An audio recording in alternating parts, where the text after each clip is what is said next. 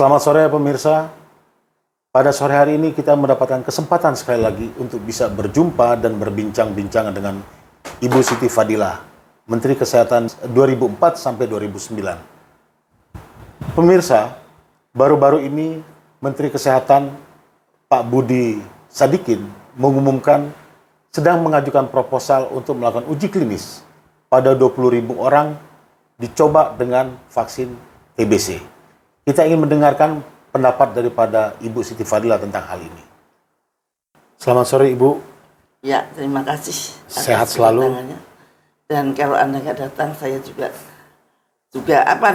lemes saja lihat perkembangan negara kita akhir-akhir ini.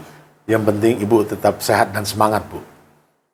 Kali ini saya ingin sekali berdiskusi dengan Ibu tentang perkembangan terakhir di bidang kesehatan. Ada pemberitaan yang mengabarkan bahwa Menteri Kesehatan Budi Gunadi Sadikin itu menyampaikan proposal kepada Bill Gates Foundation untuk mengadakan uji klinis vaksin TBC pada 20.000 sampel di Indonesia. Uji klinis ini akan dilakukan dalam waktu dekat ini. Setahu kita, yang namanya vaksin TBC itu kan ada di dalam vaksin BCG dan sudah dilakukan sejak beberapa puluh tahun yang lalu sampai saat ini. Kok masih harus ada uji klinis lagi ya, Bu ya? Ataukah ini vaksin yang baru mungkin, Bu? Menurut Ibu gimana? TBC saat ini menjadi penyakit yang masih menjadi momok di Indonesia. Kita itu menjadi juara 3 di dunia. Yang pertama adalah India, kalau nggak salah, kedua Cina, dan ketiga adalah kita. Selama ini kita memelihara TBC di dalam negara ini dengan dibantu oleh Global Fund. Nah, tetapi sampai detik ini tetap kita nomor 3 terus. Penderitaannya itu tidak berkurang. Dan sekian puluh tahun Indonesia memang menggunakan BCG untuk mencegah TBC. Dan menurut saya dengan BCG itu pun ya lumayan, toh tidak ada kenaikan, tapi cuma tetap kelas 3 terus, tetap juara 3 terus gitu. Nah, sekarang kemudian ada kerjasama antara Indonesia dengan Bill Gates Foundation. Yeah. Dan dengan Wellcome Trust kalau Wellcome salah. Trust, betul. Nah, dua-duanya ini adalah suatu lembaga yang non-government ya. Yeah. Seperti LSM lah. Apa iya negara kita bekerja sama dengan satu LSM di luar? Walaupun namanya besar, yang namanya Bill Gates maupun Wellcome Trust besar sekali. Tadi pertanyaan Anda, kenapa sih sudah ada BCG kok masih mau membuat vaksin lagi? Uji klinis lagi? Uji klinik itu untuk membuat. Iya. Jadi uji klinik itu mereka menyiapkan vaksin baru yang pasti tidak sama dengan BCG. Kemudian akan dicobakan pada rakyat Indonesia. Yang 20.000 itu kan rakyat Indonesia. Nah, ini adalah kebijakan pemerintah. Apakah yang membuat kebijakan itu menyadari bahwa uji klinik tersebut menggunakan rakyat 20.000 orang, hasilnya nanti kepunyaan siapa? Bahannya, vaksinnya dari siapa? Itu mesti kita cermati. Kalau misalkan bahan vaksinnya dari Bill Gates, tolong dilihat pakai prosedur yang seperti apa atau metodologi seperti apa. Kalau mRNA, apakah sudah dipikirkan side efek jangka panjang yang akan terjadi? Kalau kita hanya nurut saja, ya saya sumbang 20.000 orang, mereka senang sekali, memang mereka maunya begitu, dan kita rugi, rakyat kita menjadi kelinci percobaan bagi vaksin mereka yang belum tentu aman, bisa-bisa saja berbahaya, tahunya berbahaya atau tidak setelah dicobakan pada rakyat kita yang 20.000 orang itu. Nah, ini saya nggak tahu bagaimana pemerintah langsung deal tanpa Apakah sudah terfikirkan itu? Kabarnya ini untuk memenuhi salah satu pilar dari transformasi kesehatan yang sedang dirancang oleh Menteri Kesehatan, Bu. Yaitu bagaimana melakukan peningkatan teknologi di bidang kesehatan. Menurut Ibu bagaimana? Apakah dengan demikian akan terjadi transformasi kesehatan?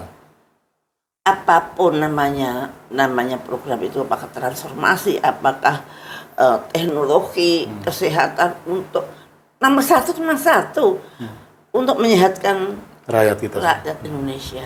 Jangan membahayakan rakyatnya sendiri.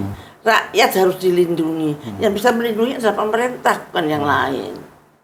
Kalau kira-kira proyek itu hanya kita dijadikan kelinci percobaan, itu bahayanya seperti apa? Dan nanti kalau bahaya, apakah pemerintah juga yang nanggung?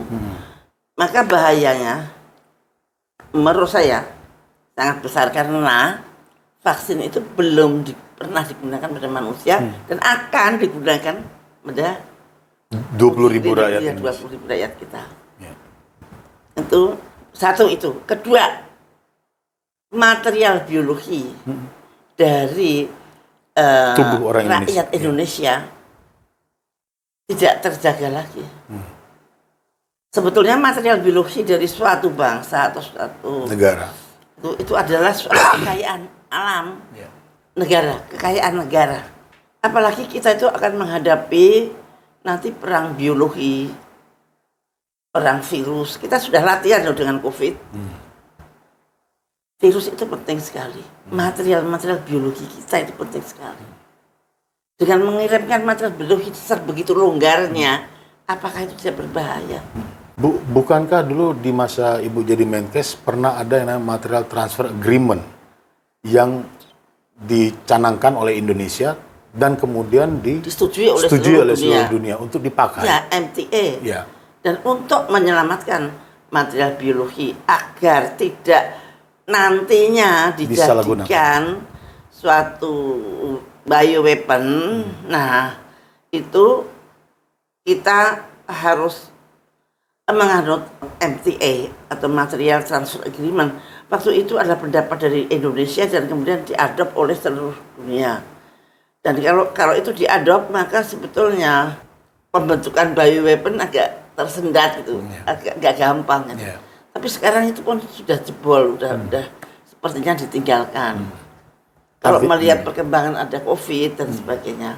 Dan kemudian bisa pihak swasta atau pihak personal bisa melakukan kerjasama dengan negara untuk melakukan uji klinis yang kemudian bisa menjadi milik mereka ya, yang namanya material biologi ini. Ya, untuk milik itu udah sekian toh. Tapi yang memaksa rakyatnya menjadi klinis cobaan itu apakah tidak melanggar HAM? Ya.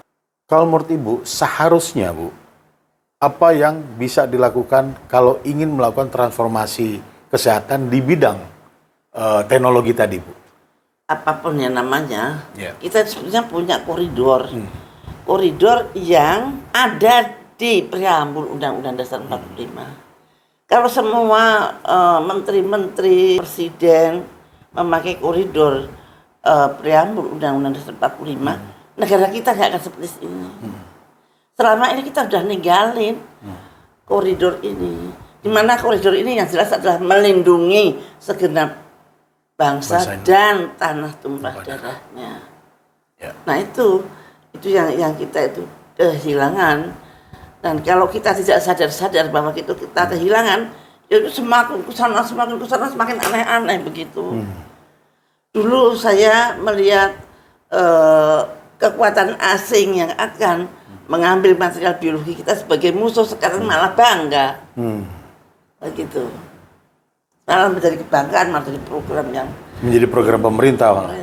Ya. Padahal menurut saya untuk melindungi rakyat kita janganlah sangat terbuka sekali dalam hal demikian itu pada orang-orang asing yang sudah teruji bahwa mereka itu selalu tidak tulus gitu. Tidak ada makan siang gratis. Ya itu. Ya itu dicatat gitu ya. Jangan yang dipikir hanya keuntungan uang. Hanya dipikir misalkan memang untung dari segi uang, tapi hancur bagi ketahanan nasional gimana? Tadi Ibu bicara tentang preambul Undang-Undang Dasar 45 tentang perintah negara wajib untuk memberikan perlindungan pada bangsa dan segenap tumpah darah, Bu. Mungkin perlu dijelaskan, Bu, apa saja yang hilang dari Undang-Undang Dasar 45 yang asli tersebut sehingga menjadi begini, Bu?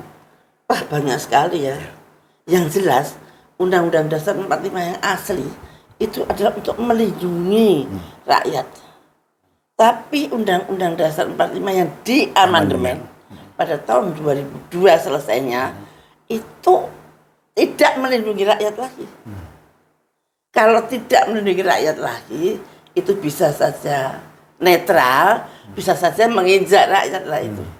Yang mesti kita petani satu-satu. Apakah itu dari hilangnya pasal 33, banyak sekali. Dan menurut saya kita sudah cukup belajar dari 98 atau 99 sampai sekarang. Apakah amandemen itu membawa kemaslahatan ataukah membawa kehancuran? Nah, itu mestinya dipikirkan dari sekarang. Perlu nggak perbaikan-perbaikan atau bahkan kembali ke Undang-Undang Dasar 45? Kalau menurut Ibu sendiri, apakah perbaikan-perbaikan ataukah kembali ke Undang-Undang Dasar 45 yang harus kita lakukan? Menurut saya kembali ke Undang-Undang Dasar 45. Walaupun nanti ada adendum-adendum khusus yang kita anggap baik, misalkan tentang presiden. Jadi yang penting isi Undang-Undang Dasar 45 tidak lepas dari preambulnya. Saat ini lepas preambulnya, apa undang-undangnya, turunan itu apa, bertentangan malah. Dan celakanya preambul itu tidak bisa dijadikan dasar hukum, kata MK ya. Nah itu jadi kita pegangnya apa gitu. Baik, Bu. Terima kasih atas penjelasan Ibu tentang dari rencana untuk melakukan uji klinis sampai kembali ke Undang-Undang Dasar 45. Pertanyaan terakhir, Bu. Apa yang harus dilakukan oleh pemerintah agar bisa kembali ke Undang-Undang Dasar 45, Bu? Kesadaran bersama ya. Tapi mana mungkin kesadaran bersama itu bisa kita capai kalau orang per orang itu punya ego. Semua ingin jadi presiden. Padahal mereka tidak tahu apa tugasnya presiden. Apakah mereka siap untuk menghadapi hantaman-hantaman perang yang bentuknya tidak seperti perang seperti dulu. Contohnya cyber war. Kita menghadapi Bjorka aja bingung. Terkesan defense, bahkan seperti lucu. Kita kalau baca tadi ketawa, padahal kita sendiri juga nggak tahu. Misalkan Bjorka tiba-tiba dikirainnya penjual es lah itu kan. Terus bilang bahwa Bjorka tidak membocorkan kok, itu hal-hal yang tidak penting. Padahal bukan itu. Mengapa Bjorka bisa seperti itu? Artinya kita tidak punya pertahanan di dalam cyber war. Sebetulnya Bjorka itu hanya bentuk dari cyber war yang lain. Jadi kita pernah mengalami cyber war dan kalah, yaitu pada waktu COVID. Maksudnya gimana? COVID itu sebetulnya cyber war itu. Ketakutannya lewat teknologi informasi, ini semua kita, mindset kita dikendalikan oleh informasi yang mereka bikin. Dan kita sudah kelihatan bahwa kita tidak bisa apa-apa. Dan kuncinya menurut Ibu, kita harus segera kembali ke Undang-Undang Dasar 45 ini menjadi mutlak ya, Bu ya? Iya. Satu-satunya yang bisa melindungi. Jadi ada patokannya gitu. Nah sekarang kalau mau jadi presiden apa ya, you berani jadi presiden padahal you tidak tahu tentang cyber war, you tidak tahu tentang asymmetrical war, tentang segala macam.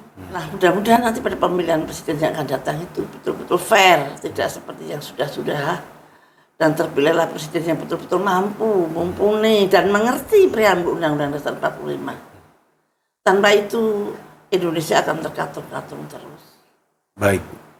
Terima kasih atas penjelasan Ibu pada sore hari ini. Ya kita berdoa saja, mudah-mudahan negara kita akan semakin baik dan semakin sadar dan menyadari harus kemana kita? Kembali ke Undang-Undang Dasar 45, ayo. Caranya bagaimana?